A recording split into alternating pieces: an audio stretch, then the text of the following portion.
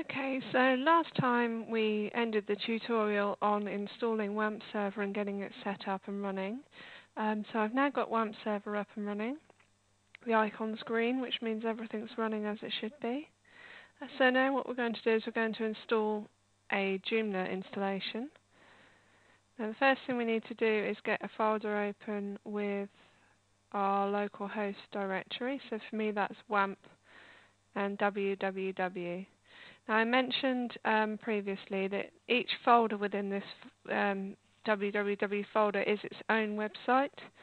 So if we're doing a website, let's call it site 1 for example, because we're going to do a couple of these. So I need to put any files that are going to be on site 1 in this folder. Now what we're going to do is we're going to install Joomla 1.5.0. So when you download it, it downloads as a zip file. If you're installing it on your local host, then you need to extract the files from your zip file and then basically just copy them into the folder we just created. So I've got a couple of versions downloaded. The reason I've got a couple of versions is because later we're going to talk about upgrading. So we're actually going to install an out-of-date version. So the health warning with this is don't do it on your live site. It's only to show people how to upgrade older versions, which we'll be going through in a later tutorial. Okay, so we've now unzipped all the Joomla installers, and now all I need to do is copy all the files from the Joomla 1.5.20 install package.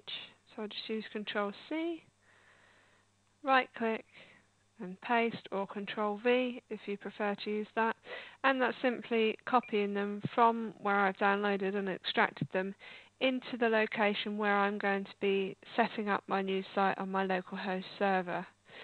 So it shouldn't take too long. It should take probably about 30 seconds to copy the files over. There we go. So that's in a folder called Site1 on my localhost. So if you remember, when we installed the localhost server, there was a menu, and on this menu is a link to localhost. And all that does is opens up the root directory basically for your localhost. Let's close down these other windows. So you can see down here we've got Site 1 appear in our project. So if we click on that, that will take us to the home page of that site. So it's taking us to the index file within that folder.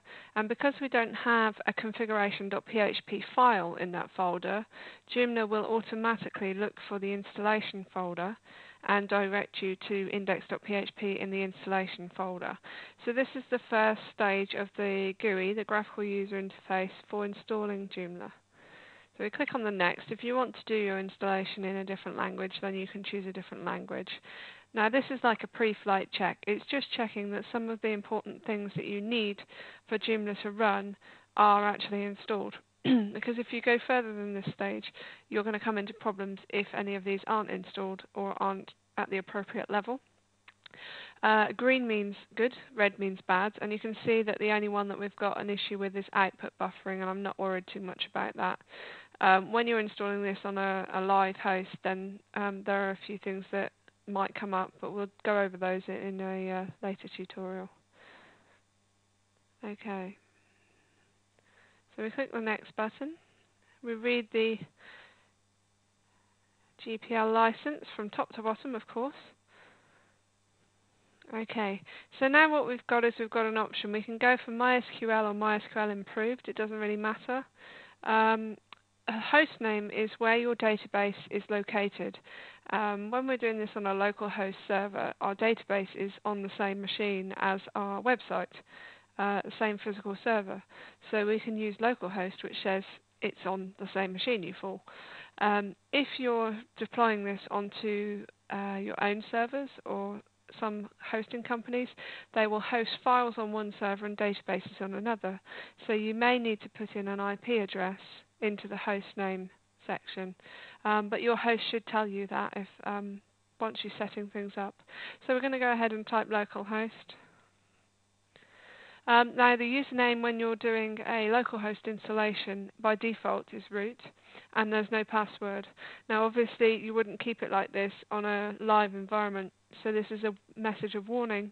If you're using a localhost environment which you intend to put public on a web server, then make sure when you do that, you set a password for your MySQL databases, your username and password. Change the username from root and set a secure password.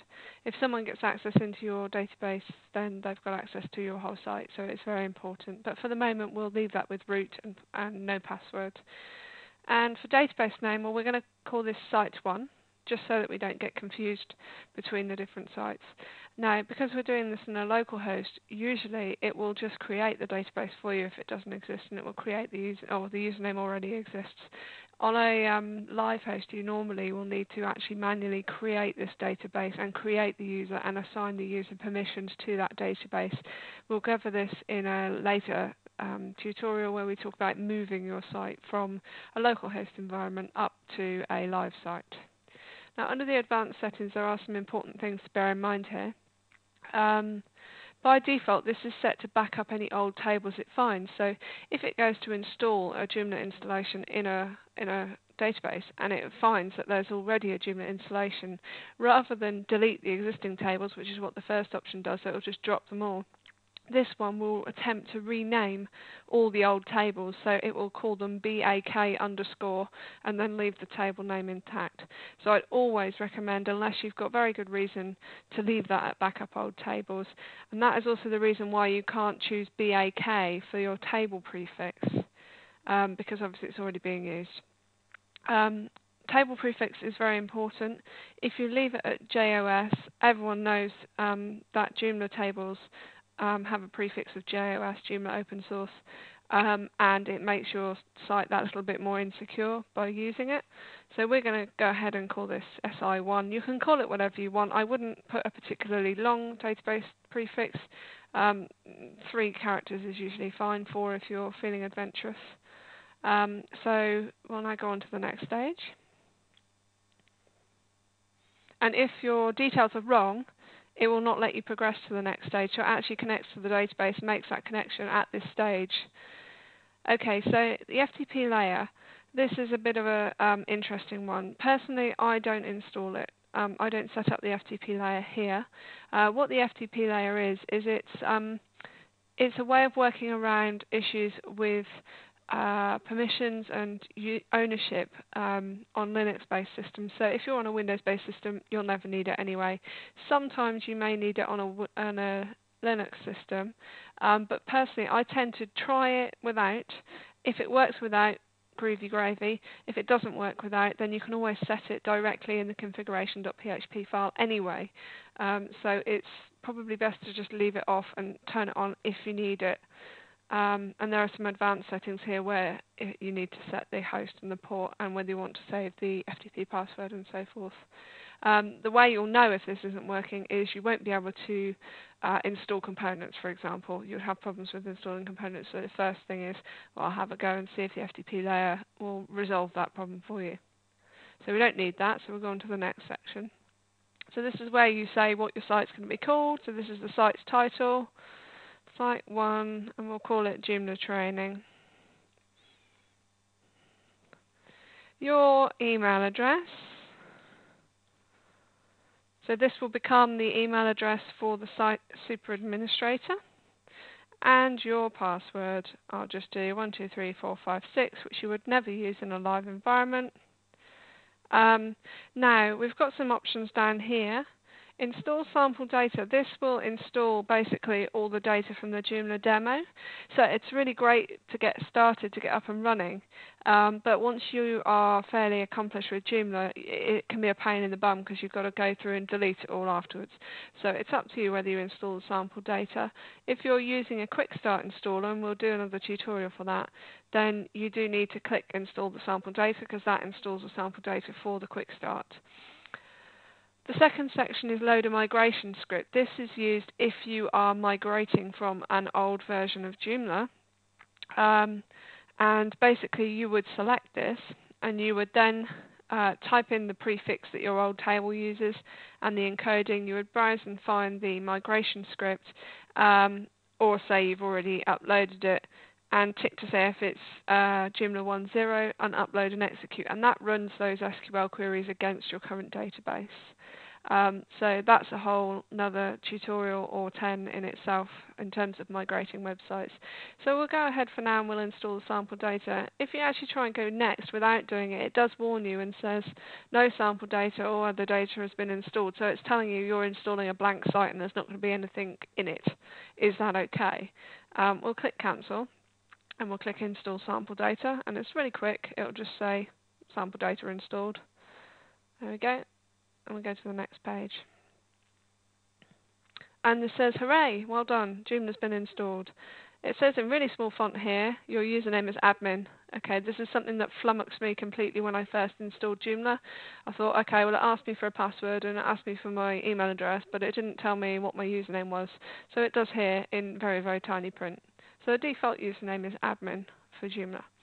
And it's saying here in big red writing, make sure that you remove the installation directory. And the reason being that if I go to here, it will say your installation directory is still there. So why do we need to remove it? Well, obviously, we've just used all the files in the installation directory to create our new site. If we leave that installation directory, then somebody else could go in there, tinker about, and wipe our site. So obviously, it's quite an important thing to get rid of that. So we go back into our directory and you'll notice that there's a new file popped in, configuration.php. That's where all the settings are that we've just set in the installation. But we need to remove the installation folder.